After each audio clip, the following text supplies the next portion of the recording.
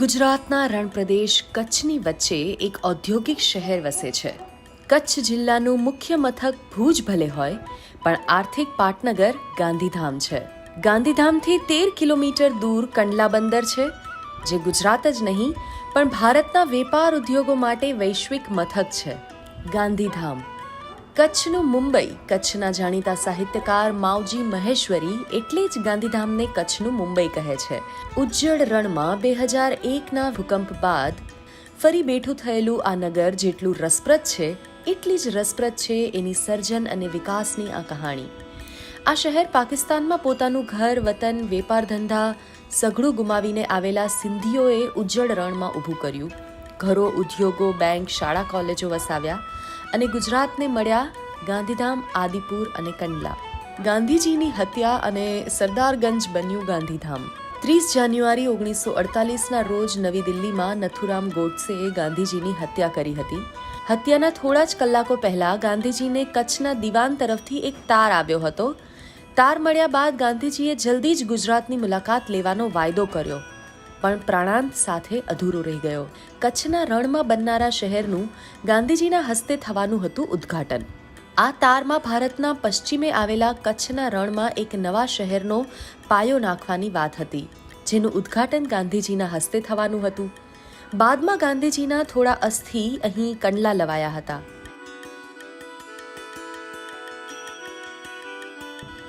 નવા બનનારા નગરને નામ આપવામાં આવ્યું ગાંધીધામ, જે આજે કચ્છ જિલ્લાનો એક મહત્વનો તાલુકો છે. જે દિવસે ગાંધીજીના અસ્થિ લવાયા હતા એ દિવસ એટલે કે 12 ફેબ્રુઆરીને ગાંધીધામ શહેરના સ્થાપના દિન તરીકે મનાવવામાં આવે છે. અહીં ગાંધીધામ, આદિપુર, જોડિયા શહેરો અને કંડલા બંદર વિકસાવાયા હતા.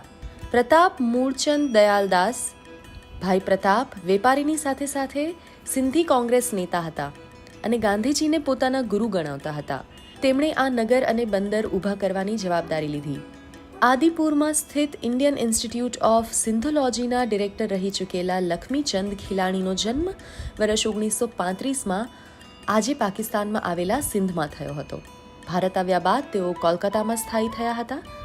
તેઓ BBC ગુજરાતી સાથે વાત કરતા કહે છે કે ભારતમાં આઝાદી પછી નગરો નથી બન્યા એવું નથી. ચંદીગઢ, ભુવનેશ્વર, ગાંધીનગર બન્યા છે, પણ એ સરકારે બનાવ્યા છે. આ ગાંધીધામ એ ભાઈ પ્રતાપની મહેનતની ઉપજ હતી.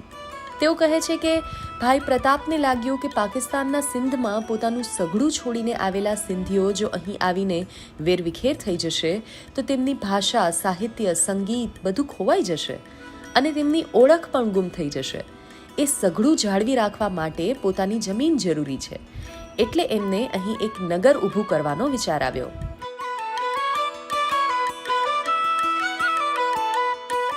ગાંધીજીના કહેવા પર કચ્છના મહારાજે 15,000 એકર જમીન આપી. આ નગરને ઊભું કરવા માટે એમની સાથે ગાંધીજી, સરદાર પટેલ, આચાર્ય કૃપલાણી, જવાહરલાલ નહેરુ અને ડોક્ટર રાજેન્દ્ર પ્રસાદ પણ હતા.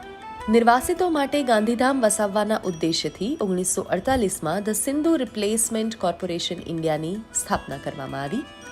આચાર્ય કૃપલાણીના નામે ઓળખાતા JB કૃપલાણી આના પ્રથમ ચેરપર્સન બન્યા અને ભાઈ પ્રતાપ મેનેજિંગ ડિરેક્ટરની જવાબદારી સંભાળી હતી. ભાઈ પ્રતાપે 1952માં ગાંધીધામ પર એક લેખ લખ્યો હતો. એમાં તેઓ લખે છે કે પાકિસ્તાનથી આવેલા લોકો વેરવિખેર થઈ ગયા અને તેમાંથી શક્ય હોય એટલાને ભેગા કરીને રહેવાની જગ્યા આપવા માટે ઓગસ્ટ 1947માં જ આ સ્કીમનો વિચાર આવ્યો હતો. ગાંધીજીએ આ સ્કીમને આશીર્વાદ આપ્યા અને કચ્છના મહારાજે આ માટે જમીન આપી. ભાઈ પ્રતાપના દીકરી અરુણા જગતિયાણીએ ધ ફાઇનલ હોમકમિંગ નામથી પુસ્તક લખ્યું છે. તેઓ સિંધુ રિપ્લેસમેન્ટ કોર્પોરેશનના હાલના ચેરપર્સન છે. તેઓ લખે છે કે ભાઈ પ્રતાપે કચ્છના મહારાજ વિજયરાજ ખેંગરાજ જાડેજાનો સંપર્ક સાધ્યો અને ગાંધીજીના કહેવા પર મહારાજે અંદાજે 15,000 એકર જેટલી જમીન સિંધના નિર્વાસિતો માટે ફાળવી આપી હતી.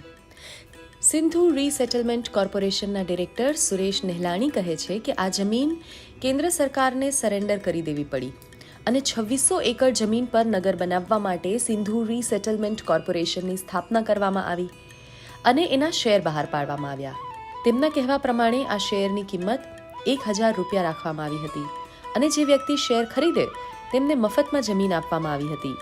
ભાઈ પ્રતાપ તેમના લેખમાં લખે છે કે 8,000 લોકોએ આ સ્કીમનો લાભ લીધો અને 25% શેર સરકારે પોતાના હસ્તક લીધા હતા. નિહલાણી કહે છે કે ભાઈ પ્રતાપે તેમના માણસોને દેશભરમાં નિર્વાસિતોના કેમ્પમાં મોકલ્યા હતા. તેઓ કેમ્પમાં જઈને સિંધી ગીતો ગાતા હતા, જાદુ બતાવતા હતા, ચાલો નવું સિંધ બનાવીએ એવા ભાષણો આપતા હતા. આ રીતે પ્રચાર પ્રસાર કરીને નિર્વાસિત કેમ્પમાંથી લોકોને અહીં લાવવામાં આવ્યા અને એ લોકોએ અહીં નગર વસાવવામાં પોતાનો પરસેવો રેડ્યો. અરુણા જગતિયાણી તેમના પુસ્તકમાં લખે છે કે ભાઈ પ્રતાપે એક મોટી જવાબદારી પોતાના માથે લીધી હતી. તેઓ ભારતની ધરા પર કરાચી અને હૈદરાબાદ જેવા પુરાણા નગરોની પ્રતિકૃતિ ઊભી કરવા માંગતા હતા. કરાચી અને હૈદરાબાદની પ્રતિકૃતિ માટે તેમને એક બંદરની જરૂર હતી અને જે ખોટ કંડલા બંદર તરીકે પૂરી થઈ. નગર વસાવવા માટે જે જગ્યાની પસંદગી થઈ હતી એ ઉજ્જડ રણ હતું. સર્વે દરમિયાન જાણ થઈ કે ત્યાં વીછી અને સાપ મોટી સંખ્યામાં વસે છે, જેના કારણે અહીં કોઈ રહેવા તૈયાર નહોતું. ભાઈ પ્રતાપે જગ્યાની સફાઈ માટે રોકડ રકમ ઇનામમાં આપવાની શરૂઆત કરી હતી. અરુણા પુસ્તકમાં લખે છે કે મરેલો વીંછી લાવનારને 4 આના આપવામાં આવતા હતા અને મરેલો સાપ લાવનારને 8 આના આપવામાં આવતા હતા. આ યોજના ચાલી ગઈ અને એ રીતે ધીમે ધીમે એ જગ્યા સાફ થવા લાગી.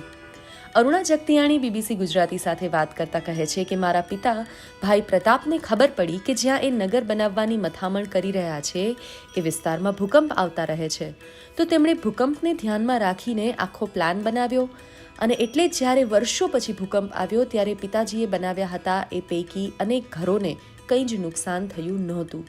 ભાઈ પ્રતાપે તેમના લેખમાં ઉલ્લેખ કર્યો છે કે આ નગરનું પ્લાનિંગ થતું હતું એ વખતે ઇટાલીના જાણીતા આર્કિટેક્ટ અને અમેરિકાના જાણીતા પ્લાનિંગ કન્સલ્ટન્ટને બોલાવાયા હતા. અરુણાના પુસ્તક પ્રમાણે ત્યાં ગાંધીધામ પોલિટેકનિક શરૂ કરવામાં આવી હતી, જ્યાં હજારો નવયુવાનોને ફિટર, વાયરમેન, સુથારીકામની તાલીમ આપવામાં આવી હતી. ત્યાં મહિલાઓને દરજીકામ, એમ્બ્રોઇડરી અને કળા શીખવવા માટે નારી શાળા પણ શરૂ કરવામાં આવી હતી. આ બધી સંસ્થાઓ બંધાઈ રહી હતી ત્યાં સુધી ખુલ્લા મેદાનોમાં વર્ગો ભરાતા હતા.